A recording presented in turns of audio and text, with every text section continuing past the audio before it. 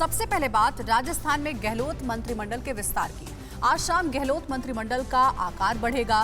किसे मिला मंत्रिमंडल में शामिल होने का न्योता? गहलोत मंत्रिमंडल में पायलट खेमे के कितने नेता होंगे शामिल? और कृषि बिल की वापसी के बाद संयुक्त किसान मोर्चा की नई शर्तें क्या हैं? सीएए एनआरसी पर कैसे शुरू हुई नई सियासत? राजनीति से जुड़ी अहम खबरों के लिए देखिए टॉप 9 सियासी संग्राम। राजस्थान में अशोक गहलोत कैबिनेट का आज विस्तार होगा। शाम 4 बजे 15 नए मंत्रियों को शपथ दिलाई जाएगी। इसमें 11 कैबिनेट मंत्री और 4 राज्य मंत्री होंगे। मंत्रियों की पूरी लिस्ट टीवी9 भारतवर्ष के पास है। हेमाराम चौधरी, महेंद्रजीत सिंह मालवीय, रामलाल जाट, महेश जोशी, विश्वेंद्र सिंह, रमेश मीणा, ममता बैरवा, भजनलाल जाटव, टीकाराम गोविंदराम मेघवाल और शकुंतला रावत को कैबिनेट मंत्री बनाया जाएगा, जबकि जाहिदा, ब्रिजेंद्र सिंह ओला, राजेंद्र गुढ़ा और मुरारी लाल मीणा राज्य मंत्री की शपथ लेंगे। कैबिनेट विस्तार को लेकर राजस्थान के सीएम अशोक गहलोत ने कल राज्यपाल कलराज मिश्र से मुलाकात की। सभी मंत्रियों के इस्तीफे के बावजूद सीएम गहलोत ने राज्यपाल को सिर्फ 3 मंत्रियों, शिक्षा मंत्री गोविंद सिंह डोटासरा, राजस्व मंत्री हरीश चौधरी और स्वास्थ्य मंत्री रघु शर्मा के इस्तीफे सौंपे। नए मंत्रिमंडल में सचिन पायलट खेमे को बराबर का मौका देने की कोशिश की जा रही है। कैबिनेट विस्तार से पहले सीएम अशोक गहलोत ने सभी विधायकों को दोपहर 2 बजे प्रदेश कार्यालय बुलाया। मंत्रिमंडल विस्तार से पहले गहलोत मंत्रिमंडल के सभी मंत्रियों ने इस्तीफा दे दिया था। कई मंत्रियों ने संगठन में काम करने की इच्छा जताई थी। मंत्री पद छोड़ने वाले कई विधायकों को संगठन में अहम जिम्मेदारी सौंपी जा सकती है। कृषि कानून वापस लेने के ऐलान पर मध्य प्रदेश सरकार के कृषि मंत्री कमल पटेल ने कहा, यह देश का दुर्भाग्य है कि केंद्र सरकार जब भी कोई अच्छा काम करती है तो लोग उसका विरोध करना शुरू कर देते हैं। भारत का किसान पढ़ा लिखा नहीं है, इसलिए भावनाओं में बह जाता है। कुछ लोगों ने किसानों को भड़का दिया। संविधान में भरोसा रखने वाले पीएम मोदी ने किसानों की असहमति जताने के बाद कानून वापस लिया है। प्रधानमंत्री नरेंद्र मोदी के तीनों कृषि कानून वापस लेने के ऐलान के बावजूद किसान पीछे हटने को तैयार नहीं है। हरियाणा में सोनीपत कुंडली सिंघू बॉर्डर पर आज संयुक्त किसान मोर्चा बड़ी बैठक कर आगे की रणनीति पर विचार करेगा। सभी किसानों को फिलहाल बॉर्डर पर ही डटे रहने का निर्देश दिया गया है। दिल्ली कांग्रेस के अध्यक्ष अनिल कुमार के साथ सैकड़ों कार्यकर्ताओं ने दिल्ली के जंतर मंतर पर कैंडल मार्च निकाला और किसान आंदोलन में मारे गए किसानों को श्रद्धांजलि दी। हाथों में लिए बैनर में कांग्रेस कार्यकर्ताओं ने केंद्र सरकार के खिलाफ नारेबाजी की। बैनर पोस्टर पर जीता किसान, हारा अभिमान और किसानों का बलिदान याद रखेगा हिंदुस्तान के नारे लिखे थे। तीनों कृषि कानून वापस होने के बाद सुहेलदेव भारतीय समाज पार्टी के राष्ट्रीय अध्यक्ष ओम प्रकाश राजभर ने केंद्र सरकार को चेतावनी दी है। राजभर ने कहा है कि किसानों की जीत के बाद अब सीएए एनआरसी को वापस लेने के लिए आंदोलन होगा। जमीयत उलेमाए हिंद के अध्यक्ष मौलाना मद्दी ने भी मोदी सरकार के फैसले का समर्थन करते हुए कहा है कि सीएए एनआरसी को वापस लिया जाना चाहिए। कृषि कानून वापसी पर पंजाब के सीएम चरणजीत सिंह चन्नी ने कहा है कि किसानों को बीते 1 साल से सर्दी, धूप और बारिश में परेशान करके केंद्र सरकार अब किसानों की हितैषी होने का दावा कर रही है। तो वहीं राष्ट्रीय लोक दल के अध्यक्ष जयंत चौधरी ने कहा है कि दिल्ली बॉर्डर पर बैठे किसान और संयुक्त किसान मोर्चा आगे जो भी फैसला लेगा, राष्ट्रीय लोक दल अपना पूरा समर्थन देगा। उत्तराखंड विधानसभा चुनाव की तैयारी में जुटे दिल्ली के सीएम अरविंद केजरीवाल आज हरिद्वार में रोड शो करेंगे और आम आदमी पार्टी के चुनाव प्रचार का बिगुल फूकेंगे। केजरीवाल सुबह 10:30 बजे देहरादून पहुंचेंगे। इसके बाद वे हरिद्वार जाएंगे और वहां पहले वह प्रेस कॉन्फ्रेंस करेंगे, जिसमें विधानसभा चुनाव को देखते हुए कोई बड़ा ऐलान कर सकते हैं। जम्मू कश्मीर में भारतीय सुरक्षा बल पाकिस्तानी आतंकवाद को मुंहतोड़ जवाब दे रहे हैं। 1 आतंकी ढेर और 5 गिरफ्तार हुए हैं। रक्षा मंत्री राजनाथ सिंह ने पाकिस्तान को क्या चेतावनी दी है? आईएनएस विशाखापत्तनम की तैनाती से दुश्मन खेमे में क्यों मची है खलबली? रूसी रक्षा कवच S-400 मिसाइल डिफेंस सिस्टम की कहां तैनाती होगी? पड़ोसी मुल्कों की साजिशों और उसको मुंहतोड़ जवाब देने वाली तमाम अहम खबरें दिखाते हैं आपको टॉप 9 दुश्मन चीन बात में।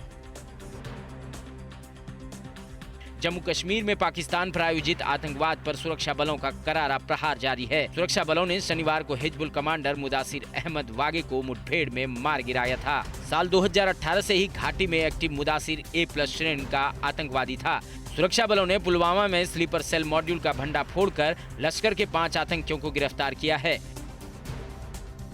रक्षा मंत्री राजनाथ सिंह ने पाकिस्तान को डायरेक्ट वार्निंग देते हुए कहा है, ये नया और ताकतवर भारत है। अगर अशांति फैलाई गई तो सर्जिकल और एयर स्ट्राइक तक के लिए तैयार रहना होगा। उत्तराखंड के पिथौरागढ़ में शहीद सम्मान यात्रा में भाग लेने पहुंचे राजनाथ सिंह ने कहा कि पाकिस्तान हमेशा ही भारत में शांति भंग करने का प्रयास करता है, लेकिन हमने ये साफ संदेश दिया है कि पलटवार करने में पीछे नहीं हटेंगे। चीन और पाकिस्तान के नापाक मंसूबों को मुंहतोड़ जवाब देने के लिए स्वदेशी स्टिल्थ मिसाइल विध्वंसक युद्धपोत INS विशाखापत्तनम आज भारतीय सेना में शामिल हो जाएगा। आज सुबह 11 बजे मुंबई डॉकयार्ड में रक्षा मंत्री राजनाथ सिंह की मौजूदगी में शानदार कमीशनिंग सेरेमनी होगी। 25 नवंबर को स्कॉर्पियन क्लास की चौथी पनडुब्बी INS वेला भी देश की समुद्री ताकत को बढ़ाने के लिए नौसेना में शामिल हो रही है। INS विशाखापट्टनम को आत्मनिर्भर भारत अभियान के तहत 75% स्वदेशी उपकरणों से बनाया गया है। यह दुश्मन के हवाई हमलों से बचने के लिए 32 ब्राक 8 मिसाइल और 16 ब्रह्मोस मिसाइल से लैस है। इसका इस्तेमाल anti ship missile, drone, ballistic missile, cruise missile और लड़ाकू विमान को नष्ट करने के लिए किया जाता है। इसकी रफ्तार 55 किलोमीटर प्रति घंटे से ज्यादा है। LAC पर चीन के टेंशन से निपटने के लिए भारतीय सेना की कमानों की सीमाओं को फिर से निर्धारित करने की दिशा में काम किया जा रहा है। ये थिएटर कमांड के निर्माण में एक बड़ा कदम है। थिएटर कमांड से संसाधनों के बेहतर प्रबंधन में मदद मिलेगी। भारतीय सेना ने हाल ही में लखनऊ स्थित मध्य कमान के तहत हिमाचल प्रदेश और उत्तराखंड में चीन की सीमा के साथ पूरी सीमा मिलाई है।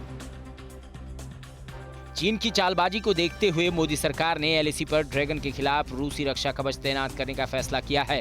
रिपोर्ट के मुताबिक अगले साल के शुरुआत में दुनिया की सबसे उन्नत किस्म की रूसी S-400 मिसाइल डिफेंस सिस्टम की तैनाती ड्रैगन की नाक के नीचे की जाएगी। उत्तर पूर्वी सीमाओं पर S-400 की कम से कम 2 रेजिमेंटों को तैनात करने का फैसला किया गया है।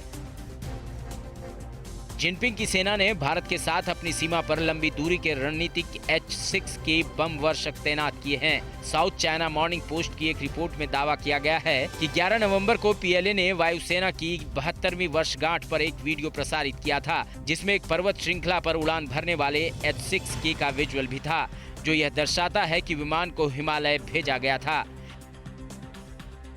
चीन की साजिश का शिकार वियतनाम भी भारत के साथ कदम से कदम मिलाकर चलने को तैयार है। अमेरिका ने भी वियतनाम और भारत के मजबूत संबंधों पर जोर दिया है, जो चीन की टेंशन बढ़ाने वाला है। वियतनाम के लोगों के साथ चीन जानवरों जैसा सलूक कर रहा है। सर्बिया में मौजूद चीनी फैक्ट्री में काम करने वाले लोगों का कहना है कि कंपनी के मालिक ने इन लोगों से इसके पासपोर्ट तक छीन लिए हैं। भारत समेत पड़ोसी देशों के खिलाफ साजिश में जुटे इमरान खान ने पाकिस्तान की अर्थव्यवस्था को बर्बाद कर दिया है। उनके देश का चालू खाता घाटा बढ़कर $1.6 अरब हो गया है। इमरान खान लगातार विश्व बैंक और इंटरनेशनल मॉनेटरी फंड से कर्ज लेते जा रहे हैं। 31 दिसंबर 2020 तक के आंकड़ों के अनुसार पाकिस्तान पर कुल $115.756 अरब का कर्ज था। लखनऊ में चल रहे DGP कॉन्फ्रेंस में PM मोदी आज पुलिस ऑफिसरों को देंगे कौन सा मंत्र, और सिद्धू का इमरान प्रेम कैसे कांग्रेस के गले की फांस बन गया है, और गोवा में अंतर्राष्ट्रीय फिल्म फेस्टिवल में हेमा मालिनी और प्रसून जोशी को मिला बड़ा सम्मान। देश की सभी बड़ी खबरें देखिए टॉप 9 देश की बात में। लखनऊ में चल रही DGP कॉन्फ्रेंस में शनिवार को दिन भर चले मंथन के बाद प्रधानमंत्री नरेंद्र मोदी आज फिर गृह मंत्री अमित शाह के साथ बैठक में शामिल होंगे। DGP कॉन्फ्रेंस में अधिकारियों के सामने अपनी मन की बात रखने के बाद PM मोदी लखनऊ से दिल्ली रवाना हो जाएंगे। देश भर के DGP और IGP के साथ दूसरे दिन चली बैठक में PM मोदी खुद हर सत्र में मौजूद रहे। गुरुद्वारा दरबार साहिब में मत्था टेकने पहुंचे पंजाब कांग्रेस के अध्यक्ष नवजोत सिंह सिद्धू के पाकिस्तान प्रेम से कांग्रेस पार्टी बचाव की मुद्रा में नजर आ रही है। पंजाब विधानसभा चुनाव से पहले सिद्धू का इमरान खान को बड़ा भाई बताना कांग्रेस के गले की फांस बन गया है। गौरतलब है कि इमरान खान और सिद्धू का प्रेम साल 2018 में तब भी सुर्खियों में आया था, जब सिद्धू पाकिस्तान के प्रधानमंत्री के शपथ ग्रहण समारोह में शामिल होने पहुंचे थे। पाकिस्तान के PM इमरान खान को सिद्धू के बड़े भाईजान बताने वाले बयान से पंजाब से लेकर दिल्ली तक सियासी घमासान मचा हुआ है। बीजेपी ने सिद्धू पर निशाना साधते हुए कहा कि ये कांग्रेस की सोची समझी साजिश है, तो कांग्रेस सांसद मनीष तिवारी ने बचाव में कहा कि इमरान खान भले ही किसी के बड़े भाई हो, लेकिन हथियार सीमा पार से ही आते हैं। लोकसभा अध्यक्ष ओम बिरला ने भी नवजोत सिंह सिद्धू के इमरान भाईजान वाले बयान पर निशाना साधा है। ओम बिरला ने सिद्धू का नाम लिए बिना कहा है कि मैं सिद्धू का प्रवक्ता तो नहीं, लेकिन एक जनप्रतिनिधि होने के नाते बोलने से पहले ध्यान रखना चाहिए कि वो युवा देश की शक्ति है, देश सर्वोपरि होना चाहिए। पाकिस्तान के पीएम इमरान खान को बड़े भाईजान बताने वाले नवजोत सिंह सिद्धू से जब टीवी9 भारतवर्ष संवाददाता ने पाकिस्तान प्रेम पर सवाल पूछा तो बड़बोले सिद्धू ने अपनी जुबान पर ताला लगा लिया। पंजाब के कैबिनेट मंत्री संगत सिंह गिलजिया ने भी सिद्धू के बयान से पल्ला झाड़ते हुए कहा कि राजनीतिक बातें नहीं करें और सिद्धू से ही जाकर पूछे कि उन्होंने ऐसा बयान क्यों दिया। सिद्धू के मीडिया एडवाइजर भी ऑफ कैमरा भारतीय मीडिया को नसीहत देते नजर आए। सिद्धू के बयान से बौखलाए बीजेपी सांसद साक्षी महाराज ने कहा कि छोटे भाई सिद्धू को अपने बड़े भाई इमरान खान के पास पाकिस्तान चले जाना चाहिए। तो वहीं गौतम गंभीर ने पलटवार करते हुए कहा कि कांग्रेस की यही मानसिकता है। बीजेपी नेता दुष्यंत गौतम ने कहा कि जवाहरलाल नेहरू ने इस देश को टुकड़े किए थे। पाकिस्तान हमारे फौजियों का अपमान करता है और बम से मारते हैं। ऐसे लोग सिद्धू के दोस्त हैं। आजादी के अमृत महोत्सव के रंग से सरोबार 52वें भारतीय अंतर्राष्ट्रीय फिल्म समारोह की गोवा में धमाकेदार शुरुआत हुई। सूचना प्रसारण मंत्री अनुराग ठाकुर ने समारोह का उद्घाटन करते हुए कहा कि 52वां अंतर्राष्ट्रीय फिल्म समारोह इस मायने में खास है कि सभी प्रमुख OTT प्लेटफॉर्म पहली बार इसका हिस्सा बने हैं। भारतीय सिनेमा की वैश्विक पहचान एक मुकाम तक पहुँची है। 52वें अंतर्राष्ट्रीय फिल्म के रंगारंग आगाज के मौके पर केंद्रीय मंत्री अनुराग ठाकुर ने हिंदी सिनेमा की ड्रीम गर्ल अभिनेत्री और सांसद हेमा मालिनी और गीतकार प्रसून जोशी को Indian film personality of the year award से सम्मानित किया। साथ ही दुनिया के 2 महान समकालीन फिल्मकारों मार्टिन स्कोरसेसी और स्टेफान साबो को सत्यजीत राय लाइफ टाइम अचीवमेंट अवार्ड से सम्मानित किया गया। बॉलीवुड के सुपरस्टारों ने अपने लाइव प्रदर्शन से समा बांध दिया।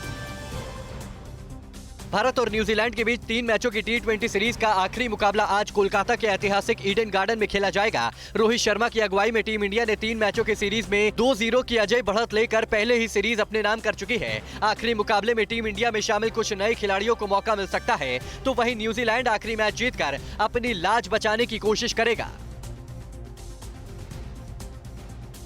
आंध्र प्रदेश में भारी बारिश से मची तबाही के बीच 25 लोगों की हुई मौत, 17 लोग लापता हैं। नीतीश कुमार को शराबबंदी कानून वापस लेने की किसने दी सलाह और मजदूर की बेटी की जिंदगी बचाने के लिए 16 करोड़ रुपए क्यों खर्च कर रही है सरकारी कंपनी? राज्यों की तमाम अहम खबरें देखते हैं टॉप 9 राज्य विशेष में। आंध्र प्रदेश में जारी भारी बारिश से हालात बिगड़ते ही जा रहे हैं। भारी बारिश की वजह से हुए हादसे में अब तक आंध्र प्रदेश में 25 लोगों की मौत हो गई, जबकि 17 लोग लापता बताए जा रहे हैं। तो वहीं तमिलनाडु में 9 लोगों की जान चली गई। प्रधानमंत्री मोदी ने पूरे हालात की जानकारी ली है। राहत और बचाव के लिए हेलीकॉप्टर से रेस्क्यू ऑपरेशन चलाया जा रहा है। अनंतपुर जिले में भारी बारिश से 3 मंजिला इमारत गिरने से 3 बच्चों और 1 वृद्ध महिला की मौत हो गई।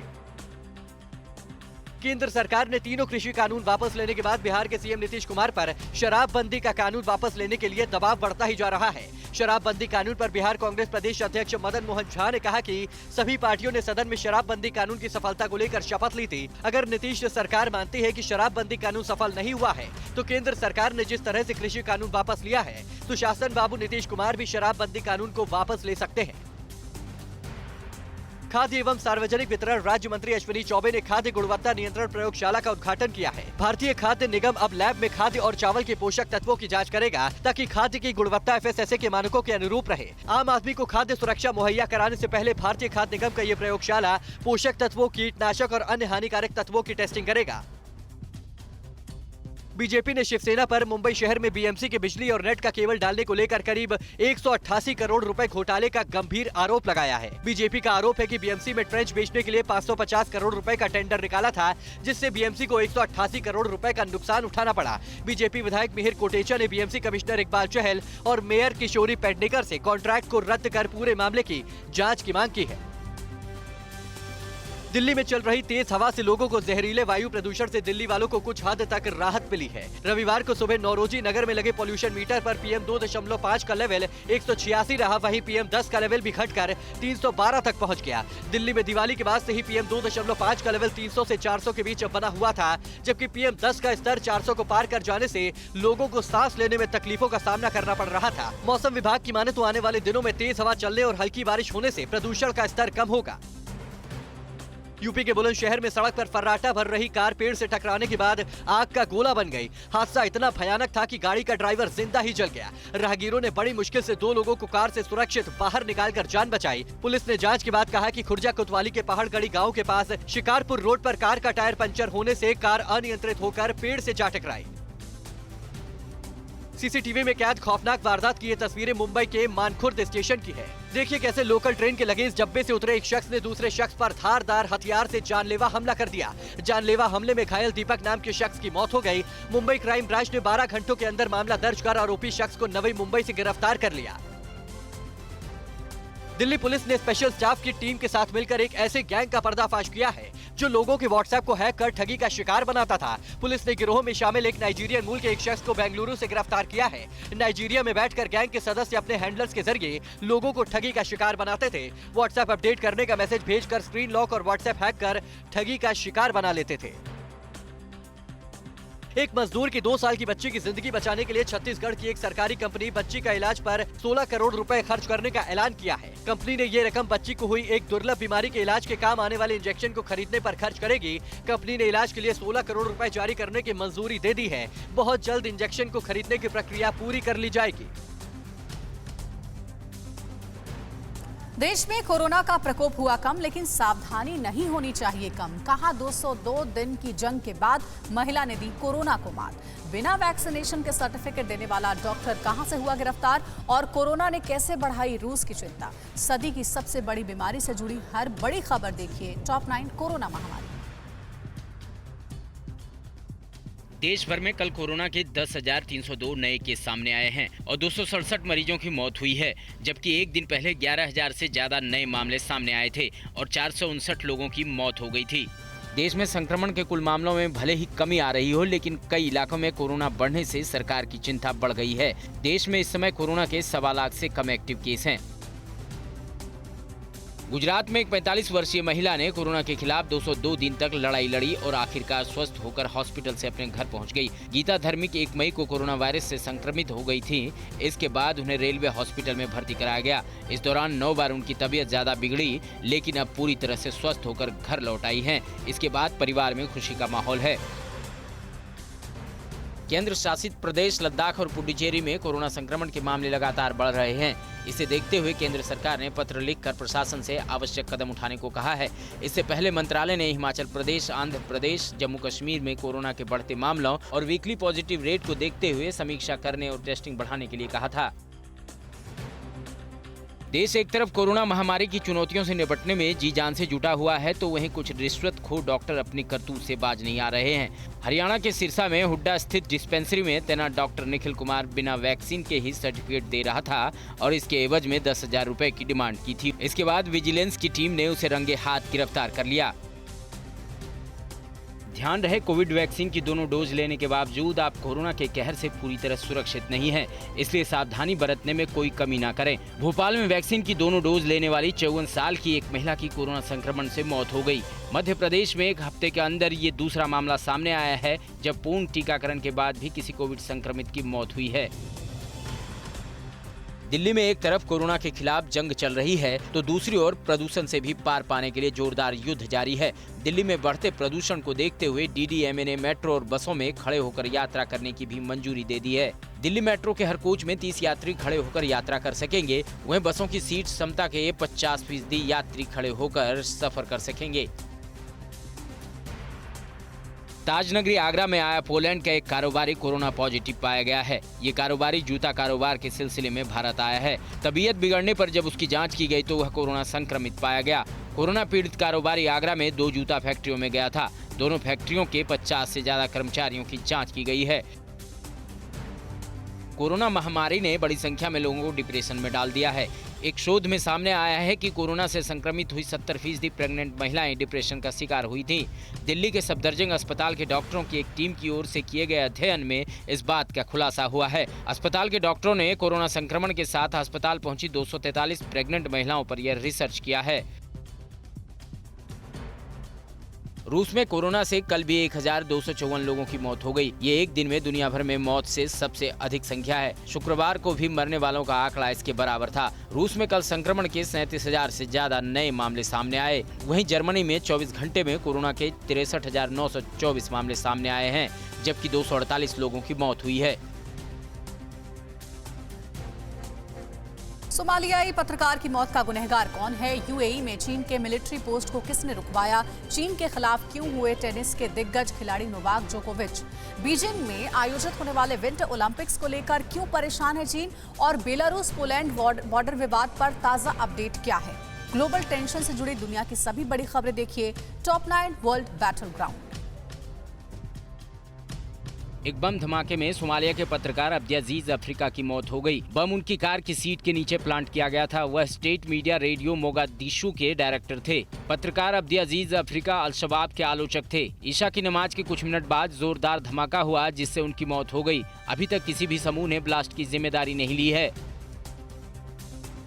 खाड़ी देश यूएई में भी चीन चुपके से मिलिट्री पोस्ट बनाने की साजिश में जुटा था, लेकिन अमेरिकी खुफिया एजेंसी को इसकी भनक लग गई और उसका काम रुकवा दिया। यूएई मौजूदा वक्त में मिडिल ईस्ट में अमेरिका का सबसे करीबी सहयोगी है और बाइडेन प्रशासन की चेतावनी के बाद यूएई सरकार ने चीन के निर्माण कार्य को रुकवा दिया।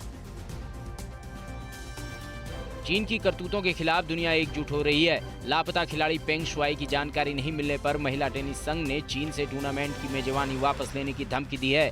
दुनिया के शीर्ष पुरुष टेनिस खिलाड़ी नोवाक जोकोविच ने भी उसका 100% समर्थन किया है। पेंग चीन के एक पूर्व शीर्ष अधिकारी पर यौन उत्पीड़न का आरोप लगाने के बाद गायब हैं। 2022 में बीजिंग में होने वाले विंटर ओलंपिक्स की बहिष्कार को लेकर अमेरिकी विचार वाले बयान पर चीन को मिर्ची लगी है।